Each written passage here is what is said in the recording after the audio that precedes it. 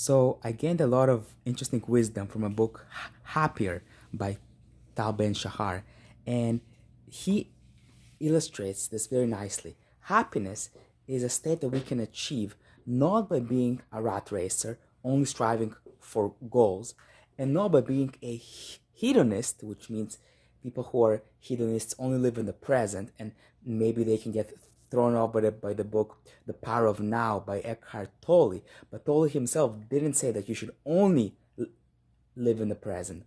Rather, it's a combination. Happiness is a combination of setting goals, but also living in the present moment. And we want to set stretch goals. Comfort goals are very easy goals for us to achieve, and we can do more. Panic goals are way too difficult, and we're not being realistic. Versus stretch goals, we're stretching it a bit, we're putting us on edge, but we can actually achieve those goals. And to achieve a state of bliss, we want those goals to be self-concordant with our values, with our top priority.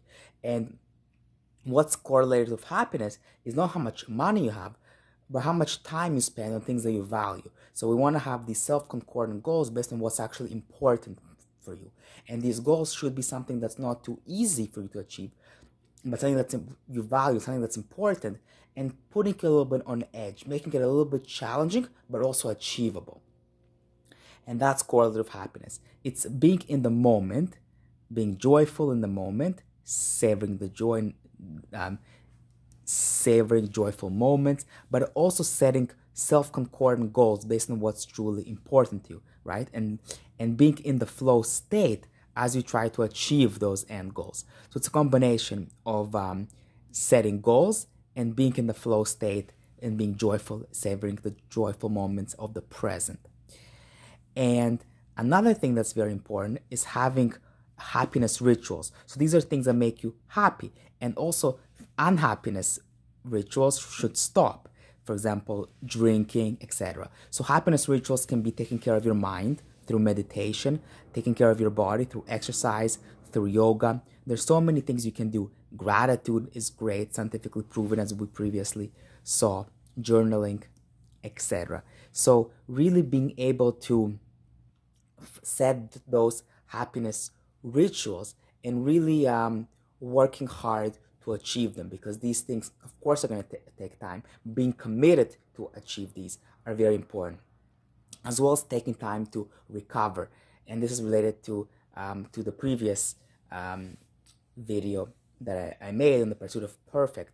Our mind just tries to think so much about how to achieve this, and being perfectionist is actually a trap, because our mind is just spinning, right? I know mine is sometimes, and so we should actually be able to pursue optimalism rather than pursuing perfectionism. And so it's very important to kind of being able to calm our mind from wanting to achieve, from wanting to achieve an ideal state.